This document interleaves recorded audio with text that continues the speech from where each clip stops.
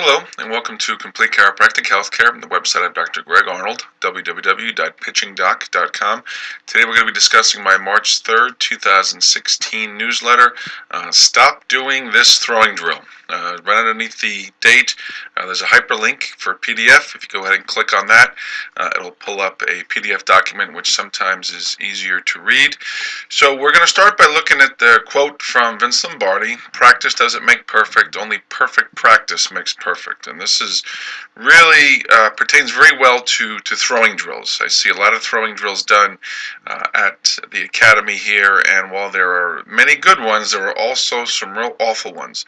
And the one drill that I continue to see all the time is a drill called the one knee drill. And if you click on the hyperlink, it'll take you to this YouTube clip where you see pitchers on one knee, and they will go ahead and come up, throw the ball, and they will go ahead and bend their back and put their glove behind them. If you look over here again, they'll go ahead, throw, and then they'll bend their back and put their glove behind them. And while the drill itself looks pretty harmless, there are actually three things that it does that really disrupt throwing mechanics consistency.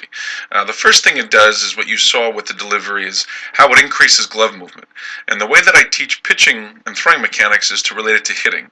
And just as we don't like the hands to move too much when we hit, we don't want the glove to move too much when we throw.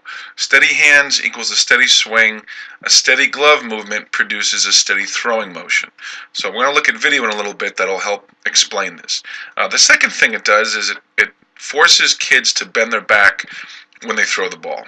And just as we learn one way to swing the bat, we need to be learning only one way to throw the ball, and this includes when we're pitching off the mound. This whole concept of following through only relates to the throwing arm. It should not include the upper body, and it's more complex than this, but I'm trying to make it as simple as possible. So when coaches are making pitchers bend their back to throw the ball, they're actually creating an inconsistent release point. And I always bring up the example of watching shortstops throw to first base. If bending your back helps you throw the ball so much harder, why don't we teach position players to do it when they throw to first base? And the answer is that the position players don't do it, because if they did, they would be significantly less accurate and actually have less velocity. So the concept that I teach my pitching students is don't throw down, throw out. So we're actually going to go to some video right now and take a look at what I'm talking about. If we look at the pitcher on the left and we watch him come down the hill, okay, coming downhill and landing right here when he's looking over the front elbow, and he has his glove, which is what I call chest high. And as he goes to throw the ball, you can see that the glove does not really go backwards. It actually almost stays in the same spot as he throws the ball. So we try to say the less the glove moves, the better the throwing motion. And we see as this pitcher goes to throw the ball, the glove stays almost in the same spot. And then as he throws the ball, you can see his back actually stays straight.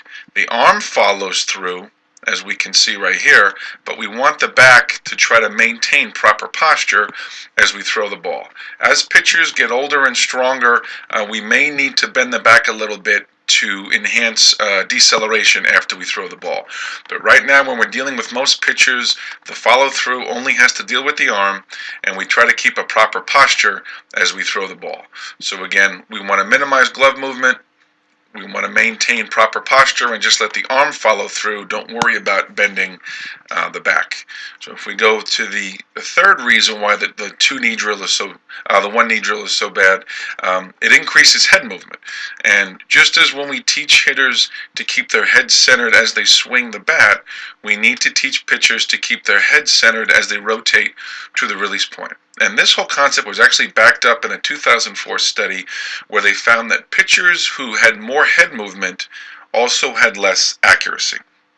And it just relates to the point that when your head moves more, chances are good that you're going to be out of position, creating a bad release point. So if we go back to the video and we look at the pitcher on the right now, We see when he lands right here, again, the glove is chest high, but watch as he turns to throw the ball, his head stays in the same position as he's rotating to the release point. And this is the same concept whether you're swinging a baseball bat, a golf club, a hockey stick, a tennis racket. At the moment of rotation, the head is actually stationary as the upper body rotates.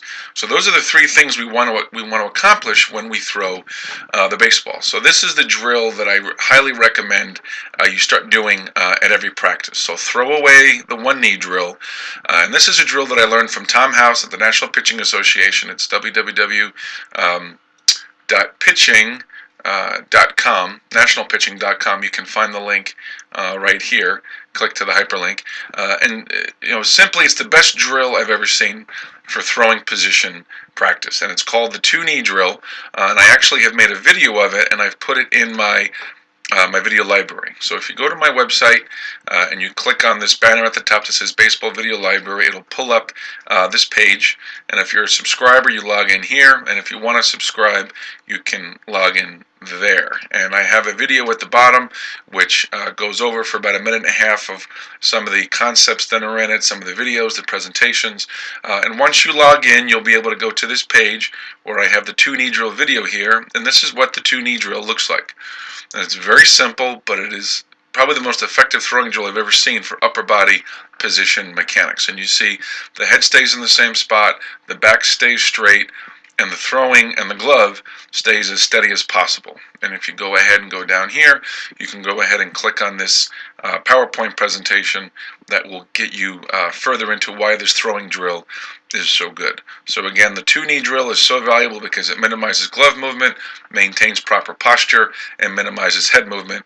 And the National Pitching Association recommends you do this drill up to your pitching distance. So I hope you found this newsletter valuable. If you have any questions, contact me at the phone number here. Email me, pitchingdoc@msn.com, and go ahead and visit my website at www.pitchingdoc.com. Thank you.